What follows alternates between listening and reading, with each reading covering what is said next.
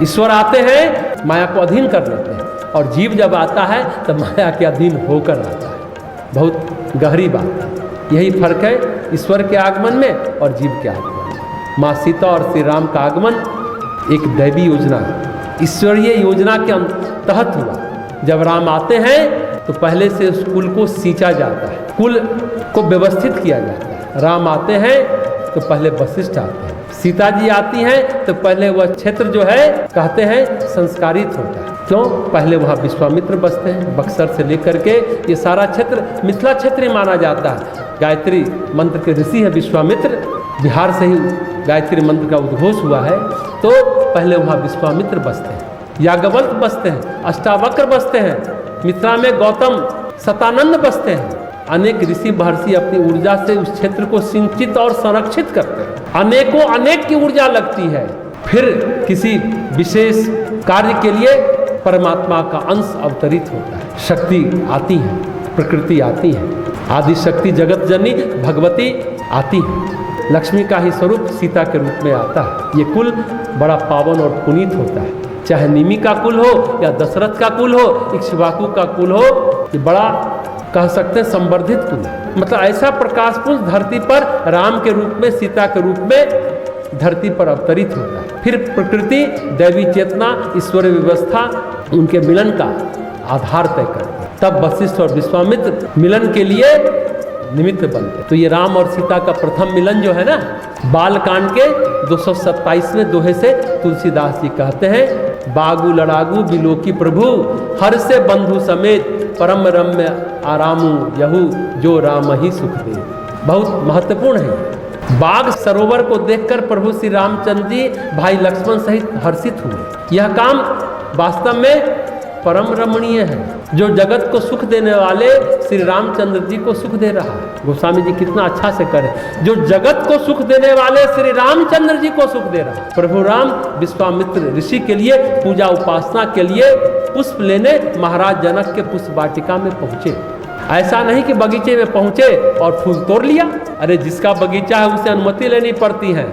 लेकिन हम लोग तो अभी 9 दिन जो देवी का पूजन करेंगे तो 4 बजे सुबह चुपके से किसी के घर में घुसेंगे, पूरा फूल जो है ना, कहते क्या तोड़ मरोड़ कर ले आते हैं। लेकिन भगवान राम क्या कह रहे हैं? अरे राजा जनक का बाग है, ऋषि विश्वामित्र अपने गुरु के लिए पुष्प लेने आए तो पहले अनुमति लेते हैं, और अनुमति लेना भी चाहिए। सही बात है। चहु दिसी चितई पुछी मालीगन, लगे लेन दल फूल मुदित मन, तेही अवसर सीता तहाई गिरिजा पूजन जननी पठाई। बहुत अच्छी बात है। चारों ओर दृष्टि डालकर मालियों से पूछकर वे प्रसन्न मन से पत्र पुष्प लेने लगे।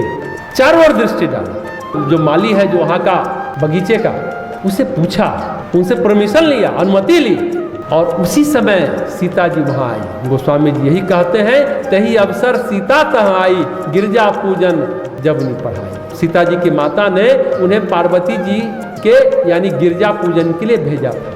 भगवान श्री राम और माता सीता का मिलन ईश्वर प्रायोजित दैवी योजना के अनुरूप था। बड़ा महत्वपूर्ण है। आजकल अपने मिथिला में तो ये है ही प्रथा है, चलन है कि विवाह पूर्व गिरजा पूजन होता है। वही माता सीता को उनकी माता ने गिरजा पूजन के लिए वहाँ भेजा है। लेकिन एक बात हमेशा यह देखना चाहिए कि महामानवों के जीवन में, अवतारी पुरुषों के जीवन में, महापुरुषों के जीवन में ईश्वरीय विभूतियाँ जो आती हैं, उनके जीवन में जो कुछ भी घटित होता है, हमेशा उसका कोई न कोई उद्देश्य होता है, कोई न कोई प्रयोजन होता है। दूसरी बात, क्षण प्रतिक्षण हर क्षण जो घटित होता है वो प्रायोजित होता है, पहले से निर्धारित होता है। जैसा हमने कहा कि राष्ट्रपति आते हैं तो मिनट टू मिनट का प्रोग्राम तय होता है, उसी तरह अवतारी सत्ता के साथ भी पल पल का समय किस काम के लिए नियोजित है पहले से तय होता है। राम सीता का मिलन कोई संयोग नहीं है। हमने कहा भी जीवन में कोई संयोग नहीं होता है, हर चीज पूर्वकृत योजना के अनुसार होता है। कर्म पक्का है तो कर्म का फल मिलता ही मिलता है, पर ये घटना नियति के द्वारा प्रायोजित था, पुरुष और प्रकृति का मिलन, और यह प्रथम मिलन सुखद कह सकते हैं, रम्य था और आरामदायक। इसलिए नियति ने योजना बनाई कहाँ की? पुष्प वाटिका। गोस्वामी जी कहते हैं बागु तरागु बिलो की प्रभु, मतलब प्रकृति इतनी समृद्ध है, सौंदर्यमयी है, सुंदर है, जिसे देखते ही मन आनंद से भर जाता है। परम सुख देने वाला है, जो संसार को सुख देने वाले हैं, भगवान राम को उस वाटिका सुख प्रदान करती है, परम सुख देने वाला है। प्रश्न ये नहीं कि आप चक्रवर्ती सम्राट के पुत्र हो। मर्यादा कहती है जीव को, हर जीवन को, हर व्यवस्था को नियति ने, प्रकृति ने संतुलित किया। ये प्रकृति का सम्मान करते हुए जीवन की व्यवस्था का सम्मान करते हैं, प्रकृति का सम्मान करते हुए जीवन की व्यवस्था का सम्मान करते हैं। अहंकार हमारा लेकिन क्या करता है? लाइन में खड़े हैं तो लाइन तोड़ दिए कि हम विशेष हैं, हम स्पेशल हैं, हम वीआईपी हैं।